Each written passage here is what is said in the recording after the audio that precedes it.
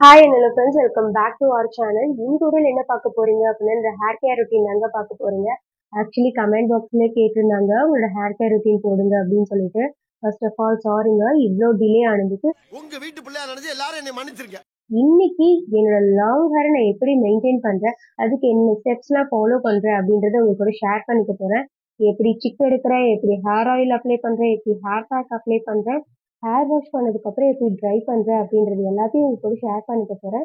So வீடியோவை skip பண்ணாம பாருங்க. ஸ்கிப் பண்ணி பார்த்தீங்க அப்படின்னா நடுவில் நிறைய இன்ஃபர்மேஷன் சொல்ற மாதிரி இருக்கும், அது எல்லாமே மிஸ் ஆகும். ஸோ வீடியோவை ஸ்கிப் பண்ணாம பாருங்க. வீடியோக்குள்ள போறதுக்கு முன்னாடி நம்மளோட சேனலை இன்னும் சப்ஸ்கிரைப் பண்ணல அப்படின்னா மறக்காம சப்ஸ்கிரைப் பண்ணிக்கோங்க. அப்பதான் நம்மளோட ரெகுலர் வீடியோஸ் உங்களுக்கு வரும். வித்தவுட் டிலே வாங்க வீடியோக்குள்ள போகலாம்.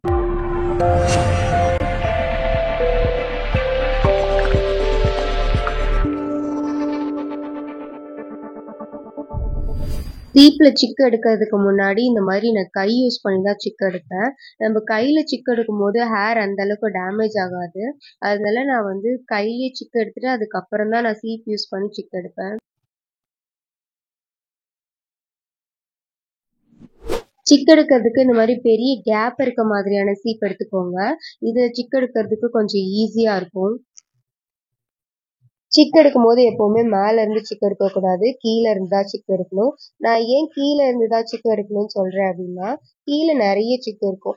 அதை விட்டுட்டு நம்ம வந்து மேல போய் டைரக்டா சிக்கு எடுக்கும் போது இன்னும் நிறைய சிக்கு விழும். ஸோ அப்படி சிக்கு விழுறப்போ ஹேர்ல வந்துட்டு சிக்கு எடுக்கிறது ரொம்பவே கஷ்டம், பெயினா இருக்கும், ஹேர் டேமேஜ் ஆகும், ரூட்டோட வந்து ஹேர் வரதுக்கு நிறைய சான்சஸ் இருக்கு.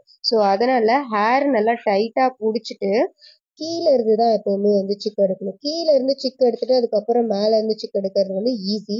ஸோ இந்த மாதிரி ட்ரை பண்ணி பாருங்க.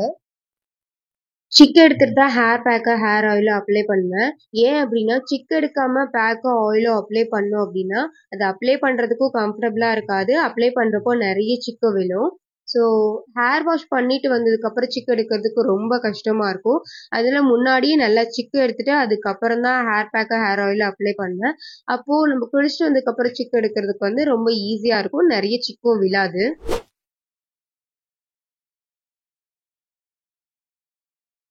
இன்னைக்கு ஹேர் பேக் அப்ளை பண்ணுறதுக்கு ரெடி பண்ணியாச்சு.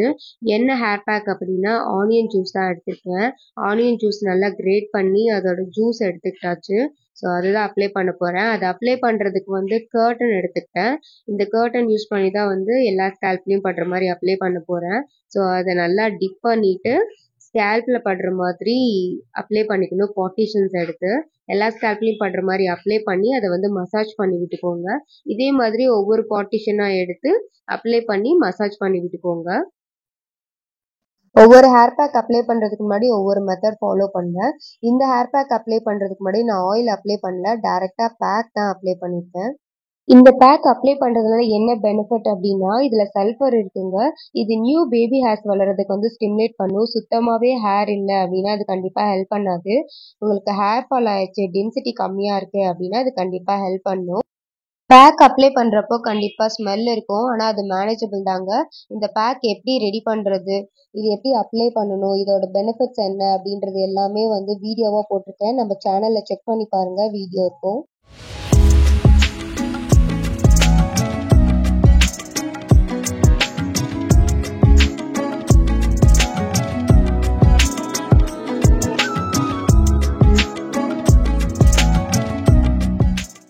எல்லா ஸ்கேல்ப்லேயும் அப்ளை பண்ணதுக்கு அப்புறமும் மீதி ஆனியன் ஜூஸ் இருந்துச்சு. ஸோ அதனால செகண்ட் ரவுண்ட் ஃப்ரண்ட்டில் அப்ளை பண்ணிட்டுருக்கேன். அப்ளை பண்ணிவிட்டு பன் போட்டு செக்யூர் பண்ணிடுவேன். செமி ட்ரை ஆனதுக்கு அப்புறம் தான் ஆயில் அப்ளை பண்ணுவேன். செமி ட்ரை ஆகிறதுக்கு 15 to 20 மினிட்ஸ் ஆகும். ஸோ அது வரைக்கும் பன் போட்டு அப்படியே விட்டுருவேன்.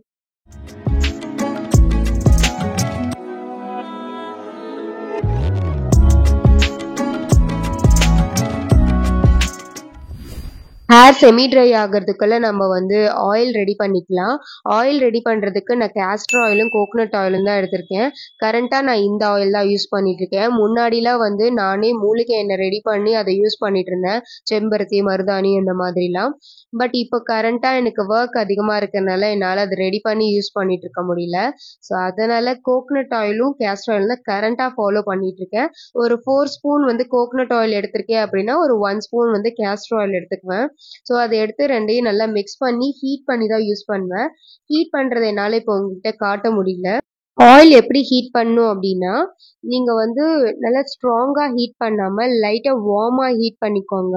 ஒரு பேபிக்கு ஆயில் மசாஜ் பண்றோம் அப்படின்னா, எந்த அளவுக்கு வந்து வார்மா இருக்குமோ, அந்த மாதிரி எடுத்துக்கோங்க.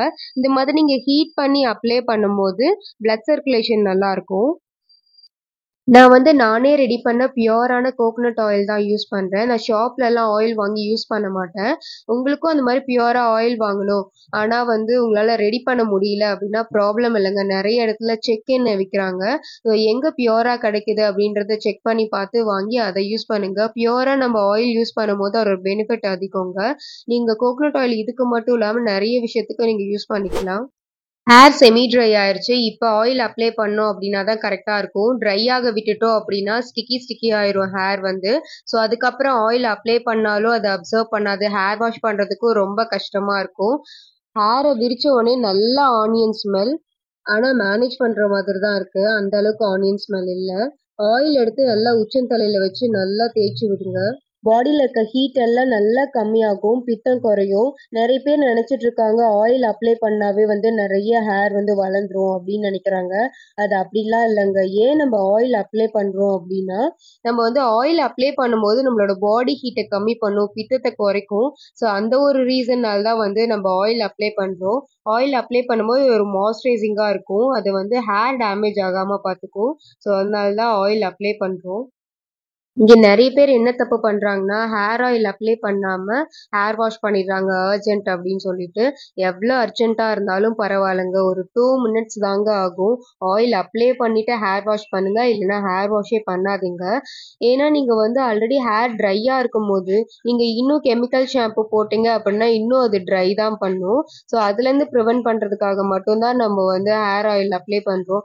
அப்படி அப்ளை பண்ணாம நீங்க ஹேர் வாஷ் பண்ணிட்டீங்கன்னா, ஆல்ரெடி ட்ரையா இருக்கிறது வந்து இன்னும் ட்ரை ஆகி ஸ்ப்ளிட் எண்ட்ஸ் வந்து ஹேர் பிரேக்கேஜ் ஆகும். அதனால உங்க டென்சிட்டி குறையும். அத சரி பண்றதுக்கு கொஞ்ச நாள் ஆகும். ஹேரோட ஸ்கேல்ப்புக்கு எந்த அளவுக்கு ஆயில் வைக்கிறதுக்கு கான்சென்ட்ரேட் பண்றீங்களோ, அத விட அதிகமா எட்ஜ்ல இருக்க ஹேருக்கு வந்து ஆயில் வைக்கிறதுக்கு கான்சென்ட்ரேட் பண்ணுங்க. ஏன் சொல்றேன் அப்படின்னா, ஹேரோட ஸ்கேல்ப்ல கூட வந்து ஆயில் நேச்சுரலா செக்ரீட் ஆகும். ஆனா எட்ஜ்ல வந்துட்டு ட்ரையா தாங்க இருக்கும் எப்பவுமே. ஹேரோட எட்ஜ்ல அதிக கான்சென்ட்ரேட் பண்ணி ஹேர் ஆயில் வைங்க. அதனால வந்து ஸ்ப்ளிட் எண்ட்ஸ் கம்மியாகும், பிரேக்கேஜும் கம்மியாகும்.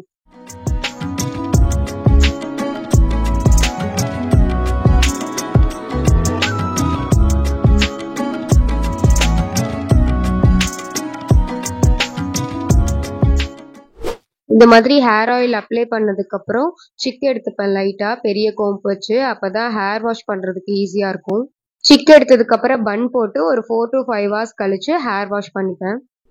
ஹேர் வாஷ் பண்றதுக்கு ரெகுலரா யூஸ் பண்ற பாக்கெட் ஷாம்பு தான் எடுத்திருக்கேன். நான் எப்பவுமே பாட்டில் ஷாம்பு யூஸ் பண்ண மாட்டேன். ஏன் அப்படின்னா எனக்கு வந்து அளவு தெரியாது. நான் எக்ஸ்ட்ராவா யூஸ் பண்ணி ஹேரை ரொம்ப ட்ரை பண்ணிடுவேன்.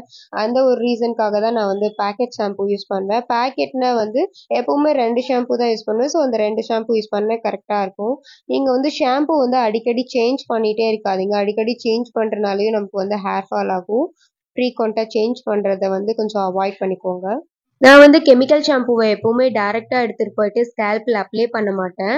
ஸோ இந்த மாதிரி வாட்டர்ல டைல்யூட் பண்ணி அதுக்கப்புறம் தான் வந்து அப்ளை பண்ணுவேன்.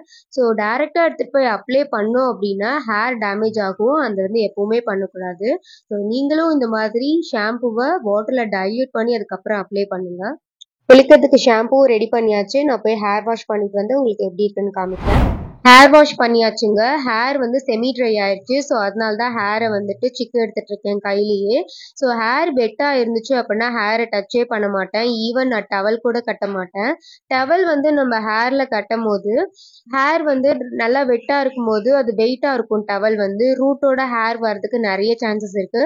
ஸோ அந்த ஒரு ரீசனால நான் டவல் கூட கட்ட மாட்டேன். நான் ஹேர் வாஷ் பண்ணிட்டு வந்துட்டேன். அதுக்கப்புறம் ஆஃபீஸ் கிளம்பிட்டு இருக்கேன் அப்படின்னா நான் வந்து என்னோட மத்த வேலையெல்லாம் பார்ப்பேன். ஃபேன் கடியில சேர் போட்டுட்டு நான் ரெடி ஆகணும்னா ரெடி ஆவேன். இல்ல சாப்பிடணும்னா சாப்பிடுவேன். ஸோ அந்த வேலையெல்லாம் முடிச்சிருவேன். அத முடிக்கிறதுக்குள்ளே என் ஹேர் ட்ரை ஆயிரும். இன்னைக்கு நான் கொஞ்சம் ஃப்ரீயா இருக்கேன் அப்படின்றதுனால நான் டெர்ரஸ் போயிட்டு ஹேரை வந்துட்டு ட்ரை பண்ணிட்டு இருக்கேன். ஹேர் வந்துட்டு ஃபுல்லா ட்ரை ஆனதுக்கு அப்புறம் நீங்க வந்து சிக் எடுக்காதீங்க. ஹேர் செமி ட்ரையா இருக்கும் போதே சிக் எடுக்க ஆரம்பிச்சிருங்க. செமி ட்ரையா இருக்கும்போது சிக் எடுக்கிறது வந்து ரொம்பவே ஈஸி. நல்லா ட்ரை ஆனதுக்கு அப்புறம் சிக் எடுக்கிறதுக்கு வந்து கொஞ்சம் கஷ்டமா இருக்கும். அதனால செமி ட்ரையா இருக்கும் போதே நீங்க வந்து சிக் எடுக்க ஆரம்பிச்சிருங்க. நான் இது வரைக்கும் சீரமோ கண்டிஷனரோ என்னோட ஹேருக்கு அப்ளை பண்ணது கிடையாது. என்னோட ஹேர் வந்து எக்ஸ்ட்ரீம் ட்ரையாக இருக்குது அப்படின்னா ஒரு 2 ட்ராப்ஸ் கோகோனட் ஆயில் எடுத்துகிட்டு ஒரு 4 ட்ராப்ஸ் வாட்டர் ஆட் பண்ணி கையில் நல்லா பறக்க தேய்ச்சி விட்டுட்டு அதுக்கப்புறம் ஹேரில் அப்ளை பண்ணுவேன். அப்படி அப்ளை பண்ணும்போது ஹேர் வந்து எக்ஸ்ட்ரீம் ட்ரையாக இருந்துச்சு அப்படின்னா உங்களுக்கு சீரம் அப்ளை பண்ண மாதிரி ஒரு சாஃப்ட் லுக் கொடுக்கும். ஸோ இந்த மாதிரி ட்ரை பண்ணி பாருங்கள். நிறைய பேர் ஹேர் ட்ரை பண்ணும்போது டவலை வச்சு அடிப்பாங்க. அந்த மாதிரி டவலை வச்சு வெட்டாக இருக்க ஹேரை அடிச்சிங்க அப்படின்னா ரைட்ல 4 ஹேர் லெஃப்ட்ல 4 ஹேர் கண்டிப்பா போயிருங்க. ஸோ அதனால நீங்க வந்து டவலை வச்சு அந்த மாதிரிலாம் ஹார்ஷா வந்து அடிக்கக்கூடாது. அந்த மாதிரி பண்ணீங்க அப்படின்னா ஹேர் தான் டேமேஜ் ஆகும். அந்த மாதிரி பண்ணாதுங்க. ஹேரை ட்ரை பண்ணதுக்கப்புறம் இந்த மாதிரி ஜடை பின்னி முடிச்சாச்சு. நான் வெளில கிளம்புறேன் அப்படின்றதுனால இந்த மாதிரி டைட்டாக ஜடை பின்னிருக்கேன். இதுவே நான் வீட்டில் தான் இருக்கேன் அப்படின்னா நான் இந்த மாதிரி ஜடை பின்ன மாட்டேன். நல்லா வந்து லூஸாக ஜடை பின்னி விட்டுருவேன். நான் தூங்குறப்பவும் இந்த மாதிரி லூஸாக ஜடை பின்னிட்டு அதுக்கப்புறம் தான் தூங்குவேன். நிறைய பேர் சொல்லுவாங்க தூங்குறப்போ வந்து நல்லா டைட்டாக ஜடை போட்டுட்டு தூங்கக்கூடாது, ஜடை போட்டுட்டே தூங்கக்கூடாது, ஹேரை கொஞ்சம் ஃப்ரீயாக விட்டுறணும் அப்படின்னு சொல்லுவாங்க. ஆனால் நான் எப்பவுமே லூஸாக ஜடை பின்னிட்டு தான் தூங்குவேன். நான் வந்து ஃப்ரீயாக ஹேரை விட்டுட்டு தூங்குறப்போ வந்து ஒரு மாதிரி காலைல எழுந்துச்சு பார்த்தா ரொம்ப சிக்காயிருது. ஹேர் வந்து சிக் எடுக்கிறதுக்கு ரொம்ப கஷ்டமாக இருக்குது. ஸோ அதனால நல்லா லூஸாக ஜடை பின்னிட்டு தூங்குறப்போ காலைல எழுந்துச்சு சிக் எடுக்கிறப்போ சிக்கே இருக்கிறது இல்லை. ஸோ அந்த ஒரு ரீசனால நல்லா லூஸாக ஜடை பின்னிட்டு தூங்கிடுவேன். என்னடா அவங்க சிசர் வச்சுட்டு இருக்காங்களே அப்படின்னு பார்க்குறீங்களா? ஆக்சுவலி ஹேரை ட்ரிம் பண்ண போகிறேங்க. ஸ்ப்ளிட்டன்ஸ் எப்பயுமே ரிமூவ் பண்ணுவேன். ஸோ ஆல்ரெடி நான் ஸ்ப்ளிட்டன்ஸை ரிமூவ் பண்ணல, உங்களுக்கு காமிக்க முடியல. கண்டிப்பாக நெக்ஸ்ட் ஒரு வீடியோஸில் வந்து உங்களுக்கு எப்படி ஸ்ப்ளிட்டன்ஸை ரிமூவ் பண்ணுறது அப்படின்னு காமிக்கிறேன். இன்னைக்கு நான் ஹேரை ட்ரிம் பண்ண போகிறேன். நான் வீக்லி ஒன்ஸ் இந்த மாதிரி ஹேரை வந்து ட்ரிம் பண்ணிடுவேன். நம்ம வந்து மொத்தமாக ஹேரை ட்ரிம் பண்ணும்போது தான் நமக்கு கஷ்டமாக இருக்கும். இந்த மாதிரி வீக்லி ஒன்ஸ் கொஞ்சம் கொஞ்சமாக ட்ரிம் பண்ணும்போது நமக்கு வந்து அந்தளவுக்கு ஃபீலிங்ஸ் இருக்காது. ஸோ அதனால வீக்லி ஒன்ஸ் இந்த மாதிரி ஹேரை ட்ரிம் பண்ணிடுவேன். நான் எப்பவுமே ஜடை பின்னிட்டு அதுக்கப்புறம் தான் வந்து ஹேரை ட்ரிம் பண்ணுவேன். நான் இந்த ஹேர் ஸ்டைல் தான் மோஸ்ட் ஆஃப் நான் யூஸ் பண்ணுவேன். ஸோ அதனால வந்து இதே ஹேர் ஸ்டைல் போட்டுட்டு அதுக்கப்புறம் லாஸ்ட்டில் மட்டும் இந்த மாதிரி ஹேர் வாஷ் பண்ணதுக்கப்புறம் ட்ரிம் பண்ணுவேன். மோஸ்ட் ஆஃப் நான் எங்கேயாவது வெளியில் கிளம்புறேன் அப்படின்னாலும் அன்றைக்கும் நான் ஹேர் ட்ரிம் பண்ணிடுவேன். ஏன்னா வந்து ஜடை பின்னதுக்கப்புறம் இந்த மாதிரி ஹேரை வந்து ட்ரிம் பண்ணும்போது கொஞ்சம் பவுன்சியாக தெரியும். ஸோ அந்த ஒரு ரீசனுக்காக நான் எப்பயுமே ஜடை பின்னிட்டு அதுக்கப்புறம் தான் வந்து ஹேரை ட்ரிம் பண்ணுவேன். உங்களுக்கு தெரியுதா? இதை தான் ட்ரிம் பண்ணுவேன். கிட்டத்தட்ட ஒரு 1/2 இன்ச் அந்த அளவுக்கு ட்ரிம் பண்ணுவேன். இந்த வீடியோ உங்களுக்கு ரொம்ப யூஸ்ஃபுல்லாக இருக்கும்னு நினைக்கிறேன். யூஸ்ஃபுல்லாக இருந்துச்சு அப்படின்னா லைக் பண்ணிவிட்டு உங்கள் ஃப்ரெண்ட்ஸ் அண்ட் ஃபேமிலிக்கும் ஷேர் பண்ணுங்கள். ஹேர் ரிலேட்டடாக என்ன வீடியோஸ் வேணும் அப்படின்னாலும் மறக்காம கமெண்ட் பாக்ஸில் கமெண்ட் பண்ணுங்கள். அது ரிலேட்டடான வீடியோஸ் போஸ்ட் பண்ணுறேன். நெக்ஸ்ட் யூஸ்ஃபுல்லான வீடியோஸில் உங்களை வந்து பார்க்குறேன். Bye bye friends.